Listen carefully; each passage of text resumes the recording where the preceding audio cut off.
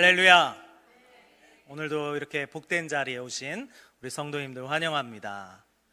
아멘. 네. 오늘도 우리가 말씀을 통해서 하나님의 마음이, 하나님의 뜻이 또 어디 있는가 살펴보기를 소망합니다. 오늘 역대상 읽은 22장은요 참 감동스러운 부분 중에 하나입니다. 그것은 뭐냐면 성전 건축에 관한 이야기예요. 성전 건축에 관한 이야기. 사실 이 성전 건축에 대한 이야기가 나오기 전에 어떤 일이 있었는가? 다윗이 인구조사를 합니다. 근데 그것이 하나님이 기뻐하시지 않는 거였어요. 다윗이 왜 인구조사를 했습니까? 내가 병력으로 쓸 수 있는 사람들이 몇이나 되는가? 그러니까 자신의 능력처럼 보였기 때문에, 그것이 마치 자기 것인 양 그렇게 보였기 때문에 인구조사를 한 거예요. 그것이 하나님 앞에 큰 범죄함이 돼서 그 이스라엘의 역병이 돌기 시작하는데 7만 명이 죽어갑니다. 7만 명이 죽어요. 그 일로 인하여서 이 예루살렘이 멸망하려는 그 순간 다윗이 하나님 앞에 기도합니다. 뭐라고 기도하냐면, 하나님, 이 양 떼는 무슨 죄가 있습니까? 저의 죄로 말미암은 것인데 나의 집에 그 재난을 부으소서, 이렇게 해요. 근데 마침 이 성경에 보면 그게 참 묘한 게, 하나님도 마침 그때 그 진노를 거두시려고 했을 때예요. 그래서 그 진노가 거두어집니다. 그런데 그 진노가 거두어지는 그 장소가 어디였냐면 여부스 사람 오르난의 타작마당에서 그 진노가 그칩니다. 역병이 딱 그쳐요. 그곳에서 그 역병이 끝나는 것을 다윗이 보고는, 이곳에는 하나님의 은혜가 있는 곳, 하나님의 용서가 있는 곳, 그곳이구나 라는 것을 깨닫게 되고, 그곳에 하나님의 전을 세워야겠다라는 그런 다짐을 하게 됩니다. 그래서 이 다윗이요, 하나님을 위해 내가 성전을 꼭 지어야지라고 하는 그 강한 마음이 있었어요. 왜냐하면 그 시대에도 하나님의 성전은 성막, 즉 텐트로 쳐져 있었거든요. 이스라엘이 저 애굽 땅에서, 광야에서, 심지어 예루살렘에 정착하기까지, 그럼에도 불구하고 하나님의 전은 항상 그 성막은 텐트에 있었다, 이 말이에요. 그래서 다윗이 그게 항상 걸렸던 거예요. 생각해 보세요. 자기 다윗의 성이 근사하게 세워져 있는데 그 옆에 하나님의 성막이 초라하게 서 있는 거예요. 그러니까 얼마나 그것이 마음에 쓰였겠습니까? 그래서 다윗이 내가 정말로 하나님의 성전을 대단하게 세워보리라. 그것은 그거를 세워서 자기가 영광을 받겠다, 내가 이런 업적을 세워보겠다가 아니에요.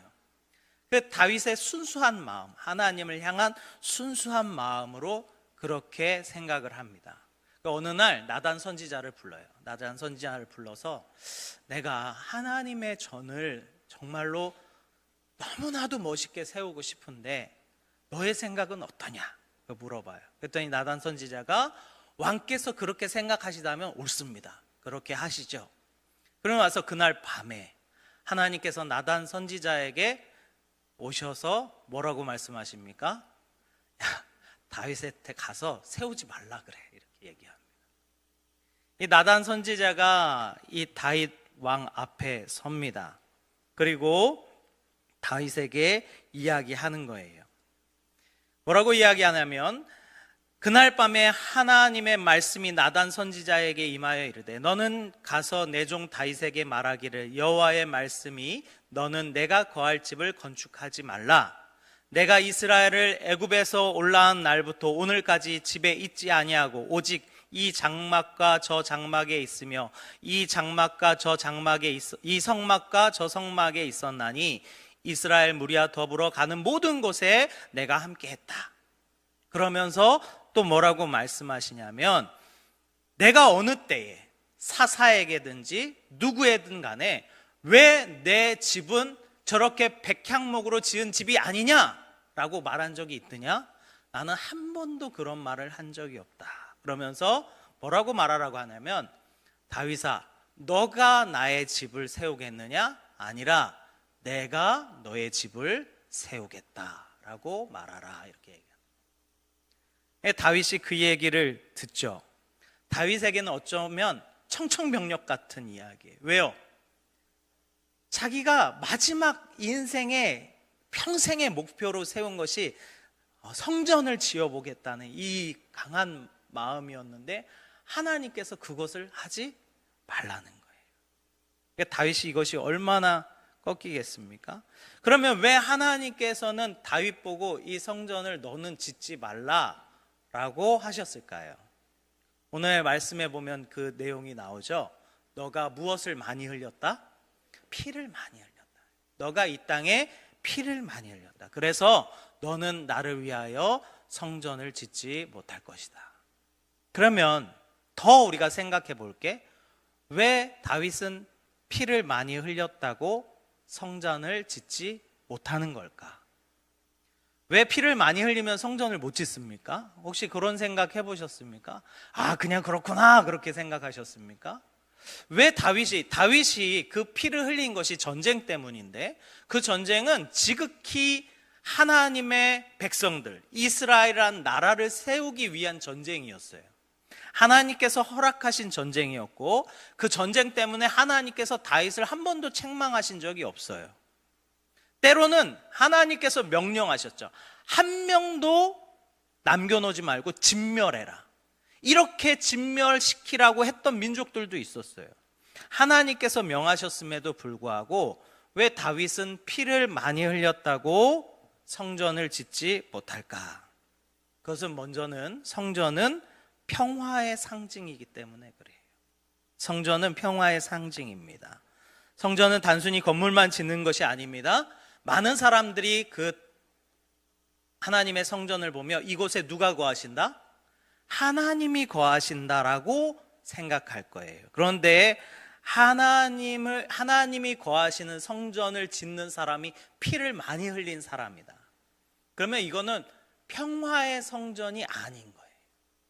하나님께서 그것 때문에, 물론 정당한 전쟁이었습니다. 그러나 성전은 피 흘림이 없는 어떤 평화의 장소로 구별되어야 했다라는 거예요.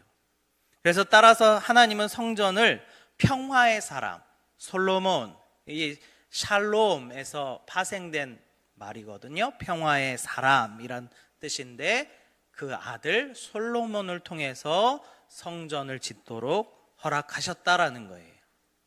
그래서 오늘 말씀 9절에 보니까 보라, 한 사람이 내게서 나리니 그는 온순한 사람이라.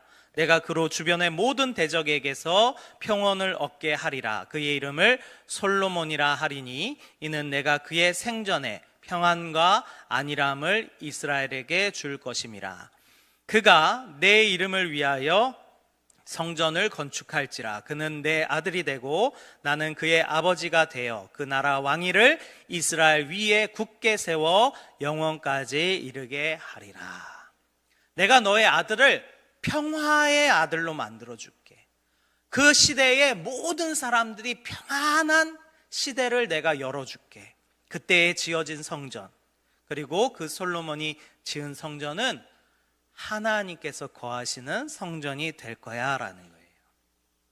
그래서 하나님께서 이 다윗에게 성전을 짓게 하지 못한 이유는 뭐냐면 그 성전은 하나님이 거하시는 거룩한 장소로 구별된 장소이기 때문에 그래요.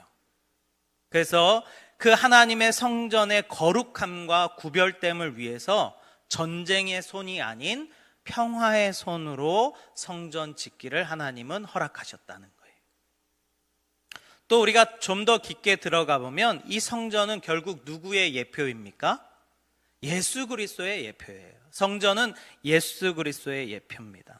성전은 예수 그리스도의 구속 사역, 그러니까 우리를 구속하시고 우리를 구원하시는 그 사역의 예표로 사용하는 장소이기 때문에 예수님은 십자가를 통해서 화목 제사가 되지 않으셨습니까? 화목 제물이 되셨고 또 사람과 하나님을 잇는 중보자의 역할을 하셨기 때문에 그 성전은 하나님께서 피 묻은 손이 아니라 자비와 용서의 장소로서, 그런 상징으로서 세워져야 했다라는 거예요.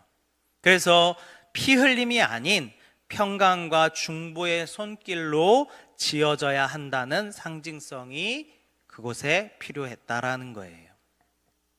그리고 이 성전을 짓는 것에 대해서는 하나님의 절대적인 주권과 역할 분담이라는 부분이 포함되어 있습니다. 하나님이 다윗이 전쟁을 치르는 것에 대해서 정죄하진 않으셨지만 하나님은 그 역할을 주신 거예요.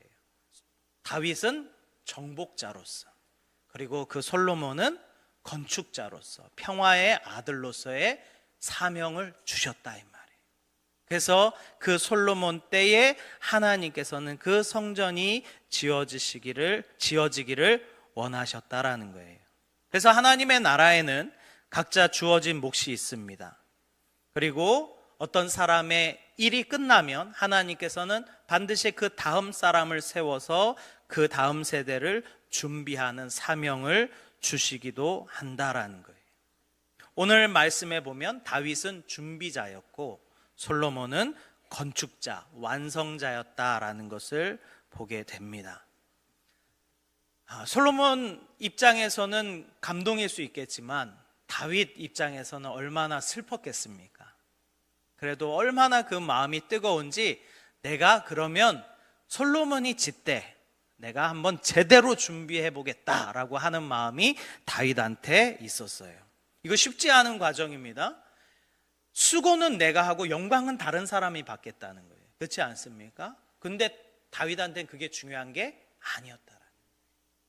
내가 수고스럽고 애쓴 것이 누구 앞에 상달되면, 하나님 앞에 상달되면 된다는 거예요. 이것이 다윗의 마음이었어요.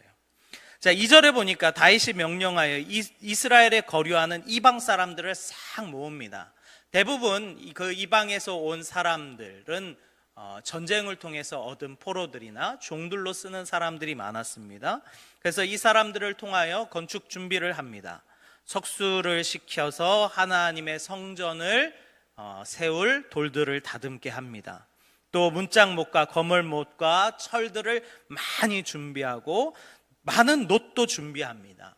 백향목을 준비합니다. 백향목은 저기 드로아 시돈 지방에서 나는 아주 반듯한 나무거든요. 그것을 해상을 통하여서 이스라엘로부터 이렇게 운송을 받도록 합니다.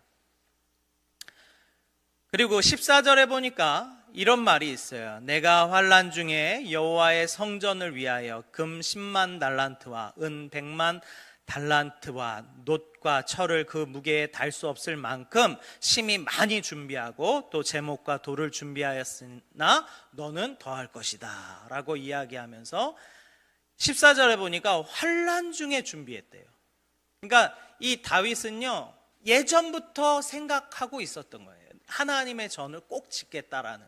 그래서 자신의 시대에 전쟁이 많고 환난이 많을 때에도 전쟁을 통하여 얻는 많은 그러한 이 전쟁물들이 있지 않습니까? 그런데 그런 것을 보면서도 생각하기를 이걸로 성전 져야지, 이걸로 하나님의 전을 세워야지 라고 하는 생각이 그 안에 가득했다는. 그러니까 하나님 입장에서는 얼마나 사실은 다윗이 예뻐 보이겠습니까? 그렇지 않습니까? 그러한 마음으로 다윗이 준비해요. 제가 오늘 여기 보니까 금 10만 달란트하고 은 100만 달란트를 준비했다고 그러거든요. 얼마쯤 되는지 아십니까? 제가 이렇게 계산되어 있는 걸 찾아봤어요. 그랬더니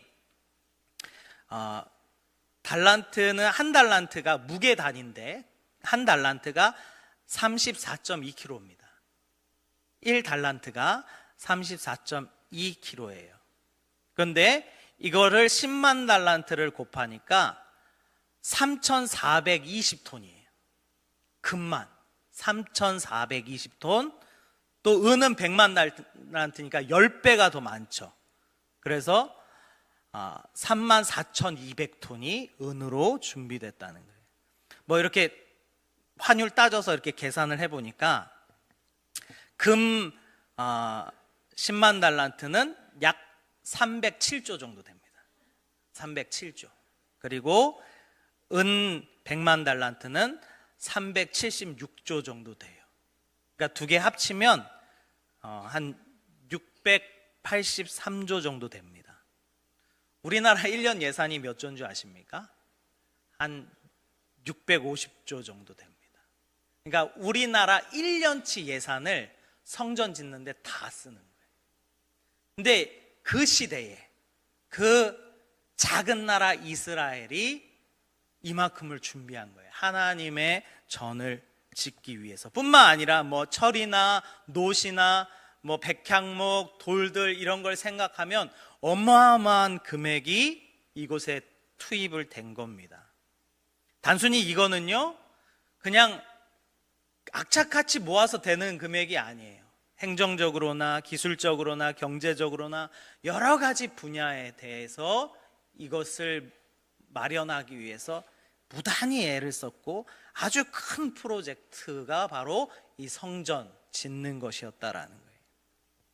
다윗은 이 마지막 말년 때에 오늘 말씀해 보니까 마지막 때까지 많이 준비했다라고 기록하고 있어요. 그러니까 이제 몸이 쇠하여서 누워 있을 때에도 그 머릿속의 생각은 성전, 성전, 성전. 다윗은 그렇게 성전을 생각했다라는 거예요. 그에게 있어서 가장 중요한 것은 무엇이었습니까? 왕이잖아요. 왕으로서 중요하게 생각하는 것이 여러 가지 있지 않겠습니까? 재물이 될 수도 있고 어떤 민족의 번영이 될 수도 있고 나라의 확장이 될 수도 있어요. 자기의 공로, 어떤 자기의 업적일 수 있어요. 그러나 다윗은 자기 인생의 마지막 끝까지 자신의 목표는 성전 건축이었어요. 성전 건축.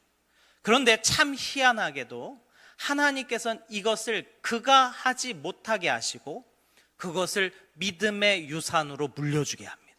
이게 중요한 거예요. 다윗이 자기가 자기 때에 해서 끝나는 게 아니라 하나님께서는 그것을 믿음의 유산으로 넘겨주도록 하셨다는 거예요. 그래서 다윗이요 성전을 준비하며 다음 세대를 생각합니다.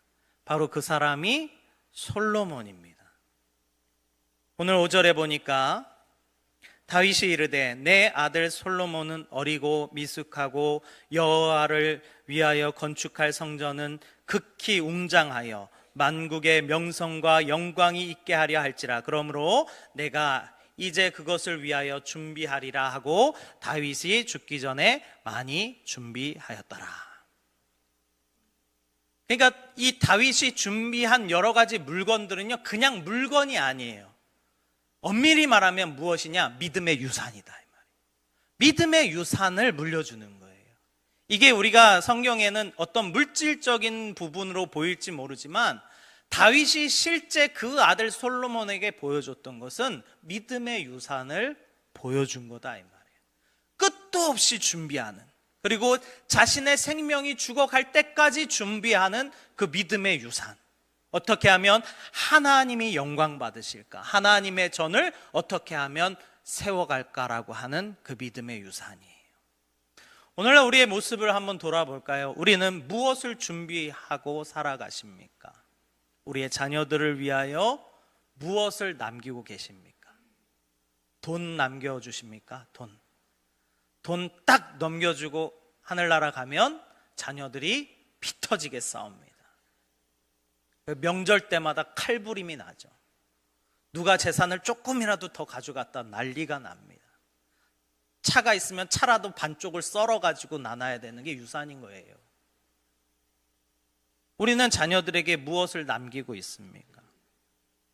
우린 자녀들에게 공부는 시킵니다. 그러나 말씀은 가르치고 계십니까? 무엇이 믿음의 유산이냐 이 말이에요. 자녀들이 스펙을 쌓고 학원에서 공부를 하고 좋은 대학을 가고 좋은 직장을 취업하고 좋은 것 하지만 사실 그 가운데 하나님의 유산은 없다 이 말이에요. 내가 그것을 요구합니다. 그리고 자녀들이 그것을 위하여 살아가는. 비록 우리가 여러 가지 준비하여 나중에 갈 때는 재산도 물려주고 여러 가지 물려주지만 정말로 믿음의 유산을 물려주고 있는가? 우리는 돌아봐야 돼요. 우리는 성전을 짓는 일보다 성공을 짓는 일을 더 중요하게 생각하고 자녀들에게 그것을 요구합니다. 우리가 준비하는 유산은 무엇입니까? 오늘 말씀에 보면 다윗이 솔로몬과 대화하는 내용이 나옵니다. 6절부터 나와요. 6절을 보니까 다윗이 그의 아들 솔로몬을 불러 이스라엘 하나님 여호와를 위하여 성전 건축하기를 부탁하여. 자, 다윗이 솔로몬을 이렇게 불러요.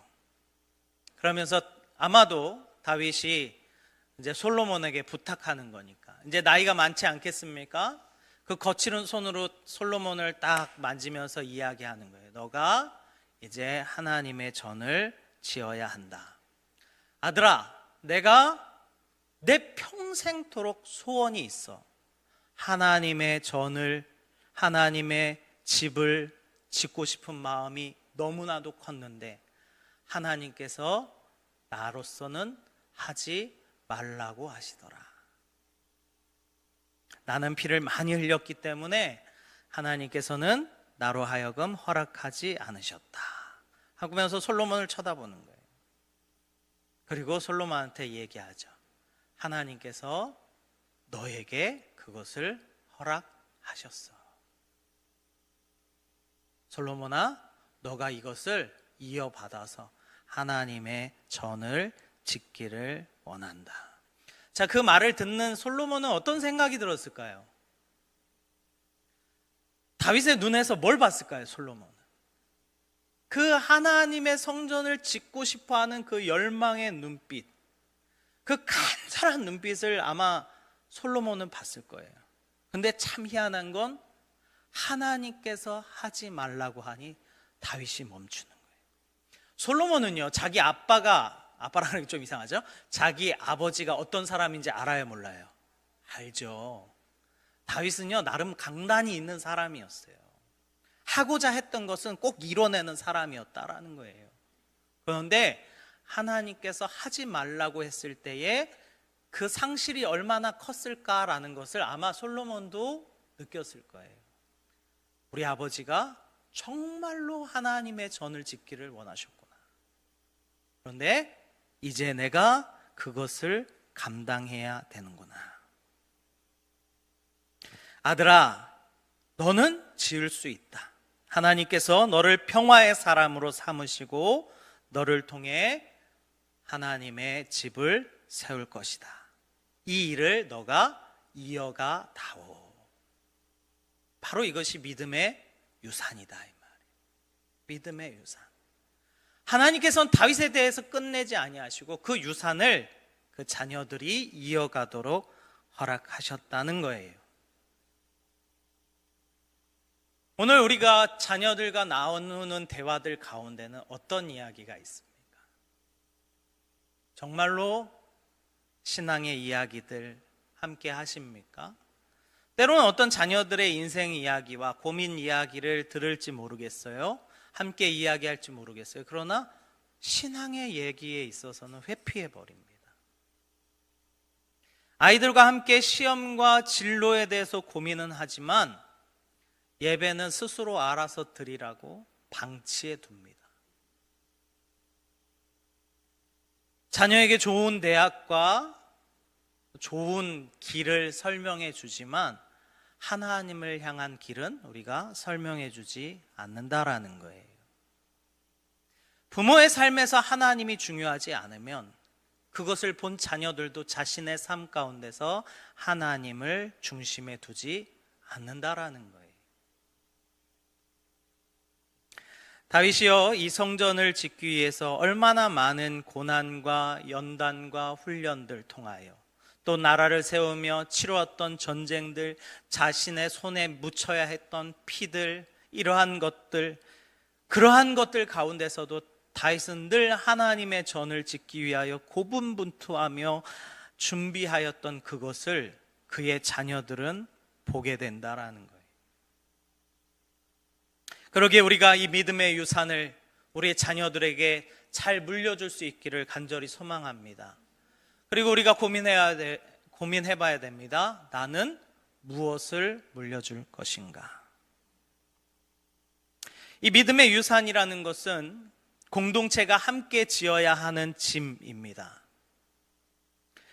오늘 말씀 17절에 보면 이렇게 이야기합니다. 다윗이 또 이스라엘 모든 방백에게 명령하여 그의 아들 솔로몬을 도우라 하여 이르되 이제 너는 마음과 뜻을 바쳐서 너희 하나님 여호와를 구하라. 성전은 혼자 짓는 것이 아니라는 거예요. 솔로몬에게 성전을 지어야 할 믿음의 유산을 물려줍니다. 그리고 모든 방백들, 그 귀족들이죠. 그 지역 귀족들인데 그들을 다 불러다가 이야기합니다. 너희가 솔로몬을 도와서 함께 세워가라 라고 얘기합니다. 이것은 마치 오늘날 보면 교회와 참 비슷하게 흘러가는 것을 보게 됩니다. 우리의 자녀들의 믿음은 누가 세워갑니까? 우리가 함께 세워가야 되는 줄 믿습니다. 먼저는 부모입니다. 부모가 믿음의 유산을 물려줍니다. 그리고 또 우리가 함께 그 믿음의 유산을 물려주는 것입니다. 오늘 이렇게 수료식을 하시면서 또 성경에 대해서 많이 배우고 익히셨지 않습니까? 근데 그거 익힌 것이 그냥 내 안에 머물러 있으면 그거는 우리가 지식이라고 부릅니다. 지식은요, 아무 능력이 없습니다. 그러나 그것이 우리의 삶 가운데 나타날 때 그것은 비로소 신앙이 되고 그 신앙이 자녀들에게 보여줄 때 그것은 믿음의 유산이 되는 줄 믿습니다.